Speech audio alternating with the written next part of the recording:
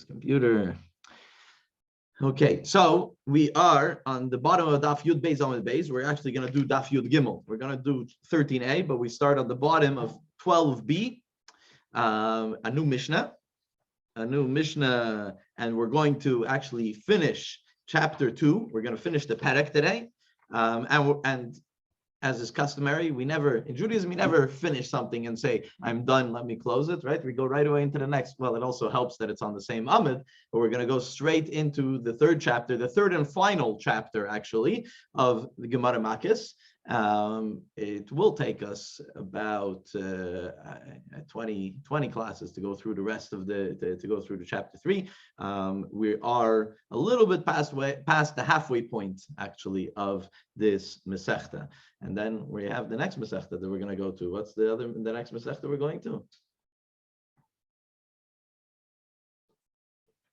Shavuos. Yeah, exactly. Shavuos. That's after Makkos, we're going to go to Shavuos. So it's in about a few months, in a half a year. It would take us at least to get through there. And so we are again on the bottom of Yud Beis Amud Beis, the bottom of 12b. So the Mishnah says Ke'etzeba is actually a whole argument if Ke'etzeba is part of the Mishnah or not part of the Mishnah, how we explain that. Ke'etzeba means similarly. The only way, this is the 8th Mishnah of this chapter. So I saw a Piddush that it's connected to the 5th Mishnah of the chapter because it also learns out of the same Zed Var Haritzeach. It's true. Ke'etzeba, you don't even need it. No.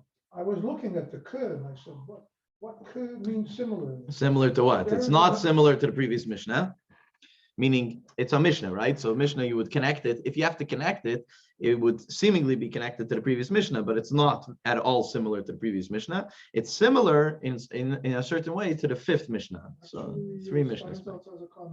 He does have a comment, of course. No, you should know many the commentaries. Most commentaries say that it doesn't belong here, but we'll leave it because that's the way it was printed. But most commentaries say it doesn't. Those two words don't belong there. The Gemara does not discuss it. This Mishnah is going to be talking about three halachas. We're finishing the concept of city of refuge. So the final Mishnah in the chapter is just going to bring up a few halachas, a few laws, a few details about the city of refuge. So let's go to number 1. So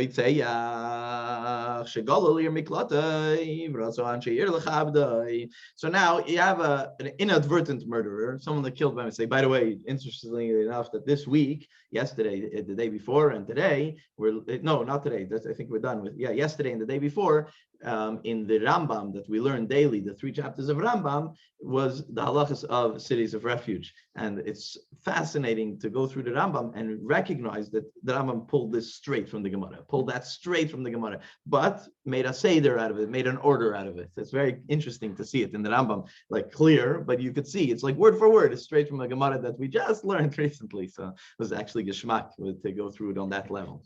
Okay, so the Mishnah says, an inadvertent murderer, someone that kills by mistake, right? And now his fellow townsmen, so he's in a city of refuge, but his fellow townsmen come to visit him and they want to give him kavod, they want to give him honor for something, whatever they want to.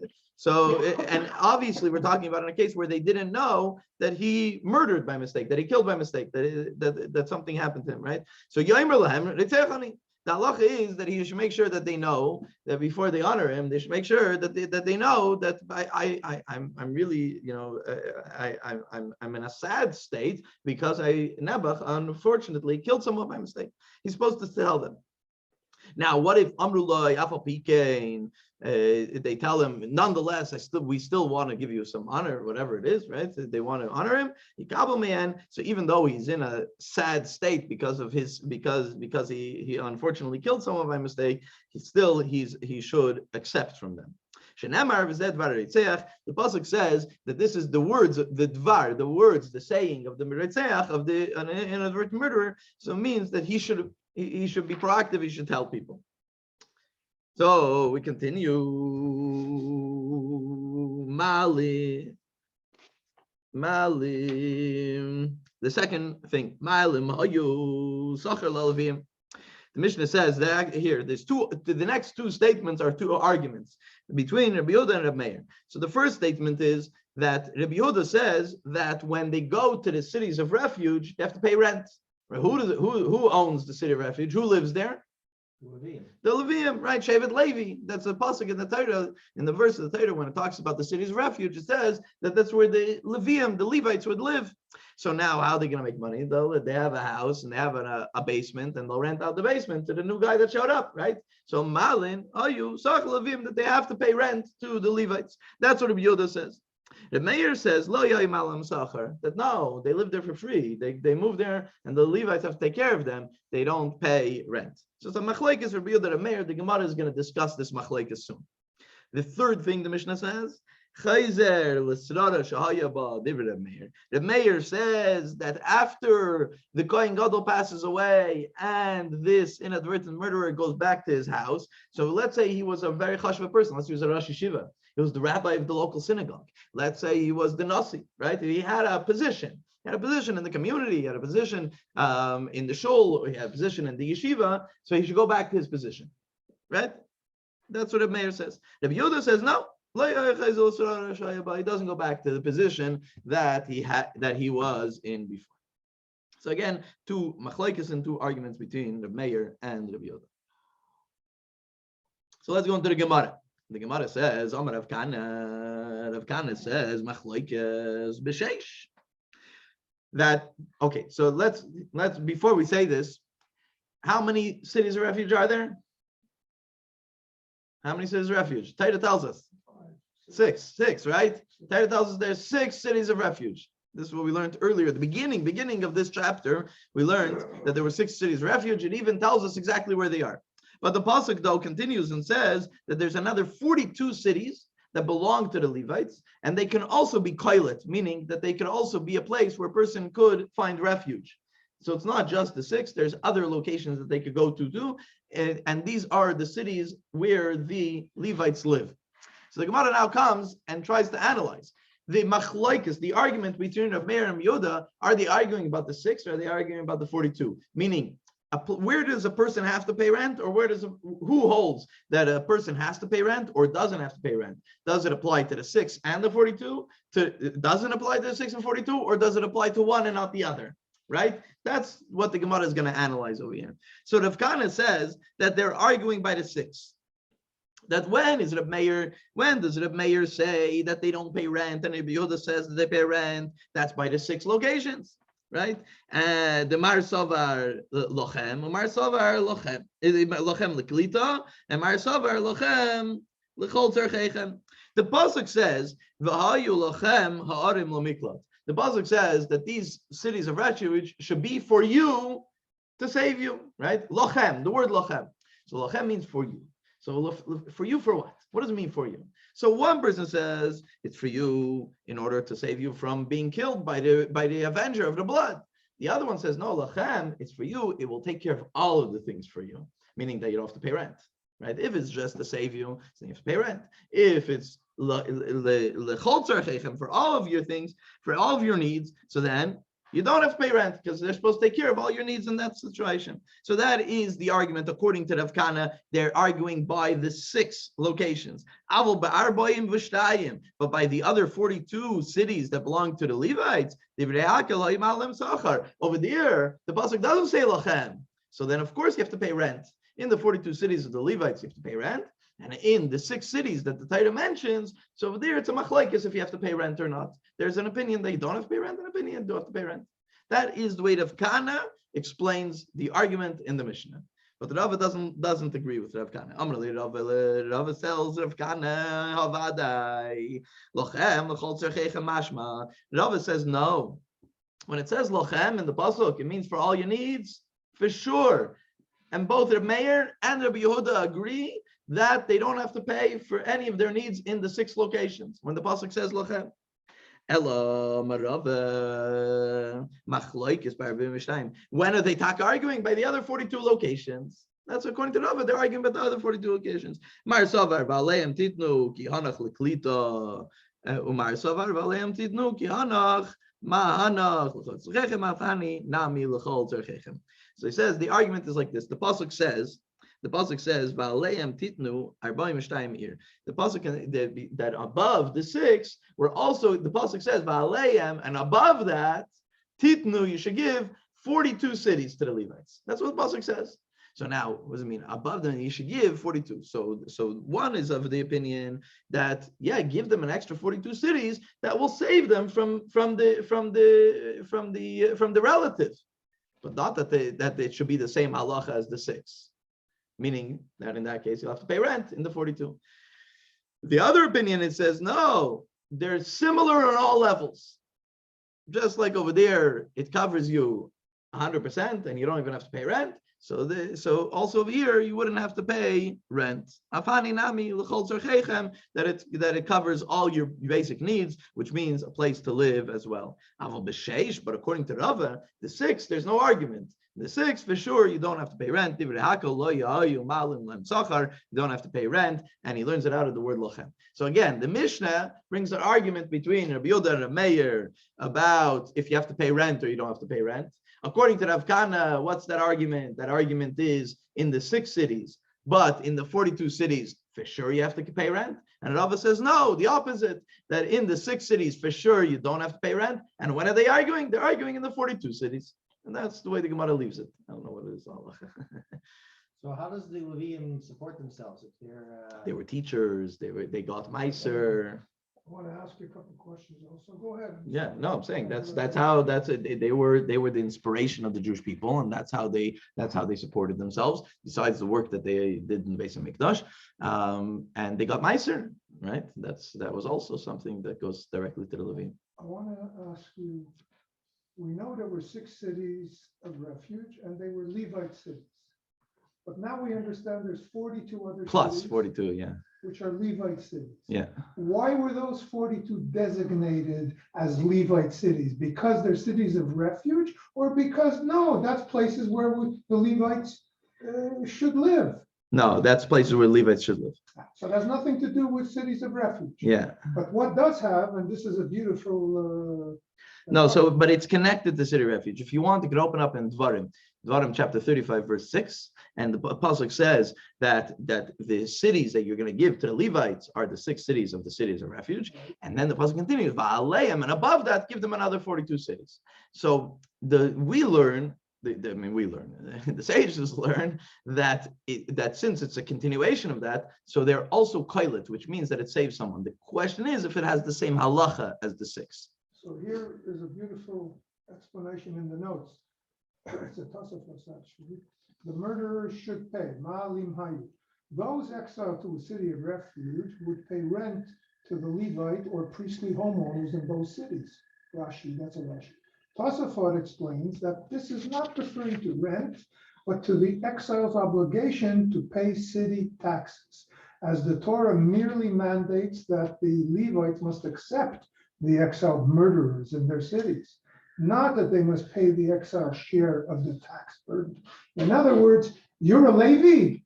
You have to accept him. You're a Levi. That's part of the job of the city. It has nothing to do with that if it's a city of refuge or not. Rent, you don't have to. According to Taisvis, it's saying not talking about rent. Yeah.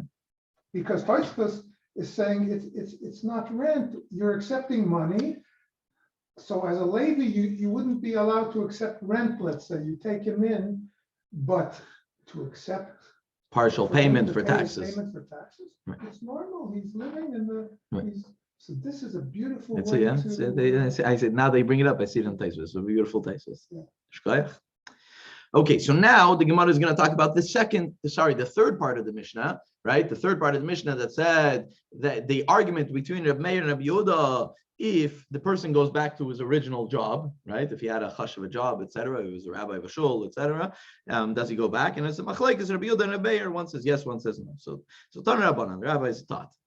And first they're going to talk about an Eved Ivri. So let me give you a brief explanation of Eved Ivri, beginning of Parashat Mishpatim, right? If someone, let's say someone owes someone else money, can't pay it, you could sell him, a Jewish person, you could sell him as a slave. It's called an Eved Ivri, right? And that money could go back to pay now what if he wants to stay? That's the famous story. You take his ear, put it on the doorpost, and you bang a hole into the earlobe, and you say the ear that heard that you're going to be a servant of Hashem, and you decide to be a servant of a servant. You get it, right? So when does an Eved Ivri go out free? Either by the end of the 6th year, right? By Shemitah year, or by the Yovel year.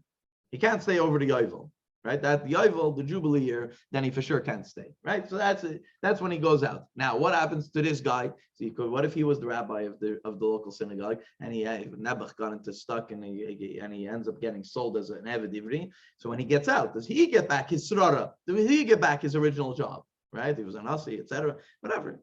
So that's what the first statement of the Mishnah. Then they're going to compare the two and discuss it. So Tana Rabbanon, the rabbis of the pasuk says, "V'shavu mishpachte v'ilchos v'isav Yashuv," by an Eved Ivri, by a Jewish slave, Jewish servant. It says in the pasuk, it says that he'll ultimately go back to his family and to the achuzah of his family, meaning not just he'll go back to his family, he'll go back to his family standing. I mean, the family, what they own, etc. Yashuv, and it adds a word. Yashuv, he'll return. Oh, yes, he'll return. So obviously, an extra word means that we learn from it. So the pasuk says, so the Braisa learns, he goes back to his family, but he doesn't go back to. So here, there's a difference. Not talking about to his job, but let's say he was going to yarshin his father's job. By the way, in pure halachic standards, the rabbi of a city, the first person who gets that spot is his son, right? The first person who gets that spot is his son. His son doesn't want it, or his son is not capable, etc. Then you go and you look for a new rabbi. And it happens even today in Eretz Yisrael. Most recently, in Bnei Brak, the Rav passed away. His son came in, and they gave two people the Rabbanos there. But still, the concept is that these things go from generation to generation. So the Rosh Yeshiva of a yeshiva, naturally, his son will take over. That's the natural way. Nepotism in Judaism is a big thing, not frowned upon. It's part of Judaism. And so here the Mishnah is talking, the Braisa is talking about if it's the son. So does he still get part of his father's, like, is it part of the Yerusha to get his father's srara, to get his father's position? Rabbi Yehuda says no. The mayor says that he does get his father's spot. Means that he goes back to the way his parents are, not just to his parents. So that's, again, a machlokes, the same people of Rabbi Yehuda and Rabbi Meir. So now the Braisa continues and says that it's a similar argument when it comes to someone from a city of refuge. Does he go back to his father's position, or does he go back to his father's position? It's machlokes, Rabbi Yehuda and Rabbi Meir. And the Braisa continues and says when the pasuk by a Jewish slave, it says, it adds the extra word at the end of the pasuk. It says Yashuv. Yes, he will return. We learn from that yitur, from that extra expression, to include also the inadvertent murderer. That it also goes into the same halacha as the Eved Ivri, as the Jewish slave. So the Gemara now tries to explain the Braisa. It says, "Mai v'chein begoila." What does the Braisa mean? That it's similar. That the goila, the person who goes to a city of refuge, is similar to the Eved Ivri. So what does he mean? What does the Braisa mean by that? So it continues. It says in the pasuk, that it says that after the Kohen Gadol passes away, right? He's going to sit in the city of refuge until the Kohen Gadol passes away. And after the Kohen Gadol passes away, then he goes back to his land that belongs to him, belongs to his family. So the pasuk only says that he goes back to his family's land. Doesn't say that he goes back to the job, to the tzrara, to the position. This is the opinion of Rabbi Yehuda, Rabbi Meir. Rabbi Meir's of the opinion that he does get back the position of his family. And the Gemara explains it. Gamar, it's Gzeira Shava. It's a similarity because they both have the word Shiva. They both have the word Yashuv. Shiva Mahasam. They learn it out from the word Yashuv. And since both places say the word Yashuv, we learn from one to the other. And Hadron Allah, Elu and Agailan. And with this, we finish the second chapter of Talmud Makkos. Okay. the halacha is not like that. Okay. Why don't they explain, why is it not accepted, the Gezerah Sheva? The Gezerah? No, the Gezerah Shava is accepted because Rabbi Yehuda has the same opinion in both places. They're still connected. The question is the halacha is, do they get the job back? Right? Rav Meir says they get the job back Right. because Right. the word In both return- places. No, not because. No, that's already. The well, because the is on first time that he the said because he is relating the two in the first place. Okay. But Rabbi Meir and Rabbi Yehuda argue in both In places. the first place, Rabbi Yehuda says he doesn't get. In both places, Rabbi Yehuda says he doesn't get back, and Rabbi Meir both places say he does get back. The halacha is like Rabbi Yehuda, but the Gezerah Shava still exists. Yeah, he uses the reason in the second case, it agrees with Rav Meir's opinion in the first case is because of the Gezerah Shava. Right. But Rabbi Yehuda, the question is, and I don't know if there's an answer, what does Rabbi Yehuda do with the extra word? Yashuv. There is still that extra word, and it doesn't, and according to Rabbi Yehuda, according to the mayor, it comes to tell us that Yashuv, he does return, meaning he returns and he also gets back the position. So now with the extra word, according to Rabbi Yehuda, I'm not sure what he learns out of that word. I'm sure there's an answer somewhere. So that is the end of chapter 2. We're going to do the Mishnah of the beginning, the first Mishnah in chapter 3, which will bring us to the bottom of the page, to the bottom of Yud Gimel Amud Aleph. Now, this Mishnah is really what Makkos is all about. This chapter, the rest of the Masechta is really what Makkos is all about. What's Makkos? Klep. So we're going to talk about Malchus. We're going to talk about who gets Malchus, who gets lashes. So as you know, there is one of the punishments that's mentioned in the Torah, and it's called Malchus, 49 lashes, right? And in certain situations, Bezdin would give lashes. Nobody's allowed to give lashes. Bezdin gives lashes, and even in the cases where it talks about it, it has to be done. The sin, the prohibition has to be done in front of witnesses, and witnesses have to come and testify. It has to be a real court case, not just to give lashes as a stamazay, right? There's lashes for certain things in the Torah. And this first Mishnah is going to be talking about unique cases. There's many more cases, and the Torah talks about more cases, but unique cases that a person will get lashes for doing this Aveda. So Veila and Elik, these are the ones that get Malchus. These are the ones who get lashes. Habal Achai, someone who has relations with his sister. Valachais Aviv, or his aunt, his father's sister. Valachais Imai, or his aunt from his mother's side. Valachais Ishtoi, or his wife's sister. This is obviously talking about while his wife is alive. His wife passes away, then it doesn't have the prohibition. Val Eishes Achiv, or on his brother's wife. Now his brother's wife, if they're married, it's Eishes Ish, and that's a much bigger sin. And you could get capital punishment for that. This is obviously talking about in a case where they were divorced, but still not allowed to marry your brother's divorced wife. The al eishes achi aviv, and the wife of your uncle. The al hanida, or having relations with someone in their menstrual cycle and a nida, almana lekoyin gadol. Now the next few is going to be talking about a koyin gadol or a koyin. So a koyin gadol that gets married, has relations with a almana. Almana is a woman that her husband passed away, a widower. Grusha v'chalutza lekoyin hedit. Why did Yehuda say she has to be burned? Tamar had to be burned. Because she was waiting. Yeah, because she was waiting. Yeah, it's she not. She had relations. She was a halutza, and she had relations with a priest. What? No, not a priest. But with someone else while she was waiting. Yeah, it's a complicated halachic issue over there of what Yehuda meant and what she meant. He said she has to be burned. Right, because she was waiting for Sheila for Yehuda's son, right? And meanwhile, she got pregnant. She wasn't waiting for Sheila. She was waiting for Sheila, but not when she was set her tent in the road. She was waiting for Yehuda. For Yehuda. No, but why did Yehuda say?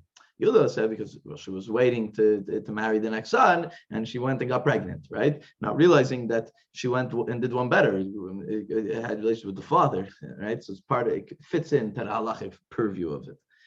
And that's why Yehuda said Tzadka Mimeni, that she's more righteous than I am. Yeah. Okay, so Kohen also can't marry a grusha v'chalutza. Kohen's not allowed to marry a divorcee or someone that did chalitza. Chalitza is a unique situation where a person passes away and didn't have any children, so his brother is obligated to marry that's called yibum. The brother is obligated to marry the brother's wife in order to continue the name of the family. And in the case that he doesn't want to, you do chalitza. Chalitza is that you get out of it, and it's a shlosh ceremony. We did it here once in Montreal with someone here from Dalit. No, yibum you're supposed to do. If you don't want to do yibum, you do chalitza. Today we only do chalitza. We don't do yibum because you can't marry more than one woman. So, for example, the case that I dealt with here in Dollard, and we did it in the Vada year over year. And if you want, you could Google it. It's on YouTube with the video of the whole ceremony. It's from like 10 years ago. What happened? There's a guy that I know very well. He lives here in Dollard. He's married. He has kids, and his brother passed away without having any children. So, and Rabbi Marwani also knows him, and he recognized that we have to do this. So he had to do chalitza to his brothers. It was a very emotional ceremony. It's like he was brought up, he passed away young, etc. But yeah, so still we don't do yibum today, but we do chalitza. Mamzeres u'nesina l'Yisrael. A mamzeres and a nesina. Nesina is a givenite to Yisrael, Bas Yisrael l'nosin l'mamzer, or a Jewish girl to a givenite or to a mamzer. Almana ugrusha. So this is again talking about a kohen, almana, a widower, or a divorcee. So chayavin aleh mishum shnei shemes. If a kohen gadol had relations with an almana and a grusha, so he gets double malchus, double, because it's two separate things.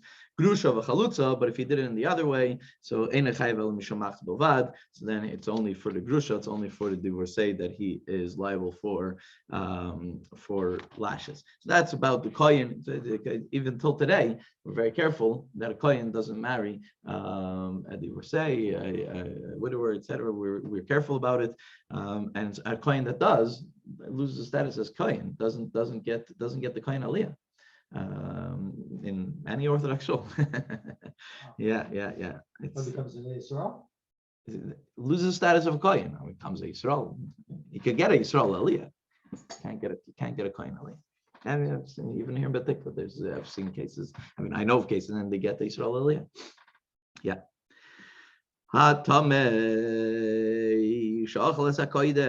Someone that's tamei, that's impure, and ate food that was part of a sacrifice, so it was holy, it was sanctified meat, for example, and he ate it in an impure state. So that is, he also gets lashes for that. If someone comes into the base of Mikdash impure, you're not allowed to go into the base of Mikdash. When you're impure, you have to go. There's a purification process that you're supposed to do, and you should go ahead and do it. Chaylev is a certain part of the animal that we don't eat. It's certain fats. It's not all fats, but it's a certain fat that's called chaylev. And today, most lots or mahadran, whatever, they only use the front half of the cow, because the chaylev is so intertwined in the back half of the cow that we don't even bother with it. Back in the day, we couldn't have a guy to buy the back half of the cow, so they would actually separate everything, and that was a very detailed process. That's why we don't have kosher T-bone steaks, for example, because it's from the back half of the cow, and there's no kosher T-bone steaks. I always laugh when someone advertises a barbecue, a shul or whatever, a Chabad house advertises a barbecue, and they get a generic picture of a T-bone steak. I'm like, there's no such thing. Or filet mignon. We don't have kosher filet mignon. Any kosher restaurant that advertises kosher filet mignon, they tried to make it similar to filet mignon, but it's from the back half of the cow, and we don't have it kosher unless someone's going to do it on their own, which is a very detailed process, and you have to know what you're doing to make sure that you're. So, anyways, all that to be said is chaylev. There's a certain part of fats of the animal that is treif, very, very extreme treif. We don't touch it. Vidam.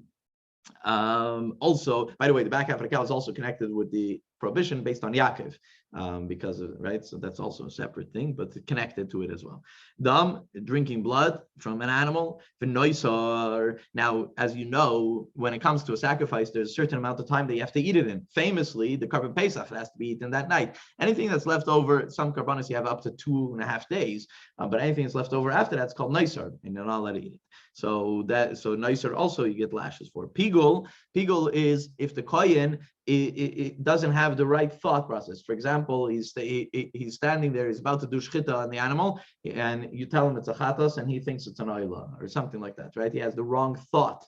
There's 3 different types of thoughts that he could have wrong. That when he's doing the aveda, like or he had thoughts to eat it in the improper time, etc. It's called pigul, and then if you eat that, you are also liable for lashes. Vitame. How do you know if he's got the long thought or not? He tells you afterwards. No, we trust it. Like, meaning he says, 1 second, I had the wrong thought, but when I shechted this carbon, don't eat it. Maybe he was thinking about the Super Bowl.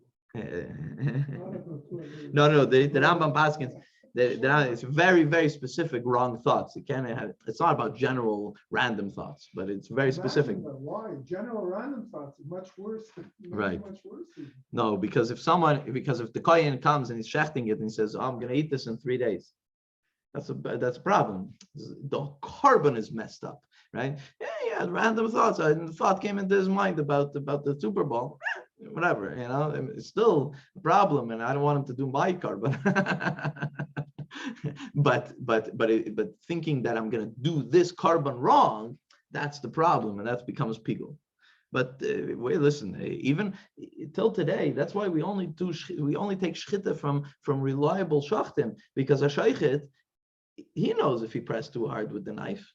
You don't know. Nobody could tell if he pressed too hard with the knife. And at the shchita, the animal could be treif if he pressed. When you do shchita, it's supposed to go smooth with the knife. The knife is so sharp that it cuts right through. But if you press down with it, it's treif. It's treif. So who knows? Only the sheikhet knows. So you have to have a sheikhet direi shemaim, because if he starts telling you too often, oh, this one I didn't do right, you're gonna fire him, right? So he's gonna, I'll let it go, So that's what we try to rely on. Talmud Makkos, he bought this house. It was from a sheikh. From what's his name? Yeah. Because, famous sheikh.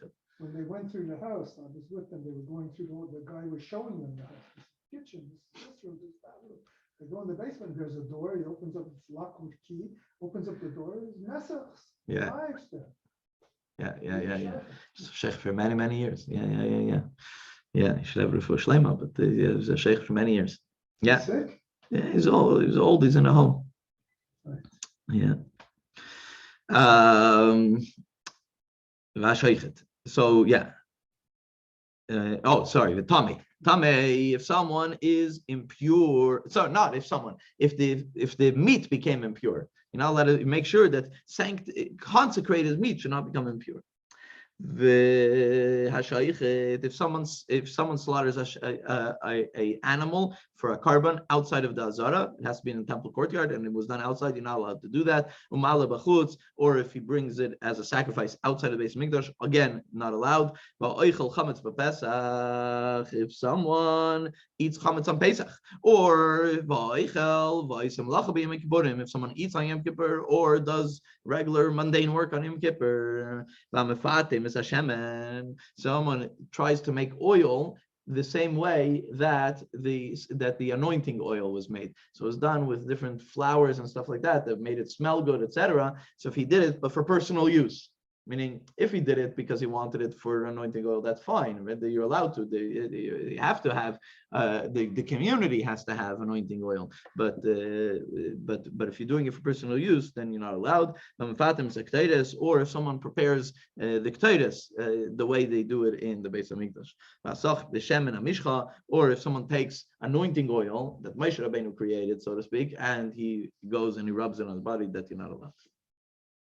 Next part of the Mishnah, nevela is someone who eats nevela. So nevela is an animal that wasn't slaughtered properly.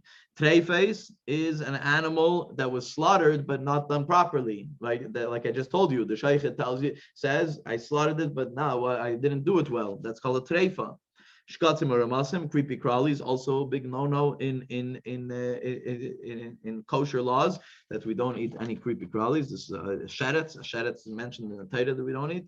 Now the other thing, achal tevel, if you eat produce that trumas and maisers were not given from it, or meiser rishon shloi nitla trumasai, or meiser rishon, so you gave meiser rishon from it, but you didn't take truma from that. Or Meiser Sheni, the Hektish, Loi Niftu, or Meiser Sheni, which Meiser Sheni is the one that you take, but you redeem it, and then you take that money and you spend it in your shalayim and eat in your shalayim because it's supposed to be in your shalayim, right? So if you didn't redeem it yet, I mean, you didn't put down money instead of it, so it's also a problem, and you can get lashes for that. Now the Gemara asks, "Kama yechel min hatevel v'yechayev." So how much tevel does a person have to eat, and then he can get lashes, that he's liable for lashes, right? So did he have to eat a whole apple, one bite of an apple? How much? So there's a machlekes as usual. Reb Shimon, Aimer Kolshu. Reb Shimon says that even a drop, you're already liable for lashes. Chachamim say, the sages say, and the halacha is like this, that it has to be at least the size of an olive. So a full bite maybe, but a little drop, you're not chayiv. Though now, Rebbe Shimon told the sages, that do you agree with me that if someone eats a creepy crawly, right, and it's not the size of an olive, takes a nemala is an ant, he eats a whole ant. Is he Chai Malchus? And the Rabban say yes, right? A whole ant, he is. So why don't you? So why do you say? So why do the sages? Asking the sages, why do you say that he's not chayiv if he eats less than the size of an olive? If he is chayiv, if he eats a whole ant, the Rabbanan, this is a very big klal in the laws of eating creepy crawlies, because it's something that we deal with until today. When we check our lettuce and we check our things, a whole bug is worse than a crushed bug. Think about it. The halacha comes out this way. Let me just see it inside, and then we can tell you. Amrulai, the sages tell Reb Shimon, because it's the way it was created. It's the full thing. It's called a beria in halacha. It's called a beria. The full thing is there. He says, so Reb Shimon says, yeah, but also a kernel of wheat that's the way it was. So that's not the halacha. The halacha is the way the sages say it, and this is the idea. A certain thing that's certain. It's a chshivus. There's a certain chashuv to a whole bug. A whole bug. It's a whole bug. That's the way it was. So the halacha is like this. Think about it like this. I have to check my lettuce. I also have to check my other things that could have bugs in it, because you're not allowed to eat bugs, and we check it before we eat, and that's the way we do it, right? And in any kosher place, make sure to check, because you're not allowed to eat a sheretz, you're not allowed to eat a bug, right? But what if you're going to take it and you're going to zhuzh it, you're going to put it into a thing, right? And you're going to make a smoothie out of it, right? So in that case, you're not going to have a beria. You're not going to have a whole bug. It's impossible. So we're less stringent in those cases. We're less stringent. Strawberry smoothies better than strawberries. If you're not going to check it, yeah, exactly, because it's specifically for that problem, and this is a foundational halacha, and that goes down in Shulchan Aruch, etc. A beria, even a tiny beria, we're not allowed to. Which we're talking very careful about a beria. But if it's not a whole one, for whatever reason, so then it's not the same problem. And with that, we're basically a line and a half from the bottom of Yud Gimel Amud Aleph. We're going to pause over here, and we're going to continue.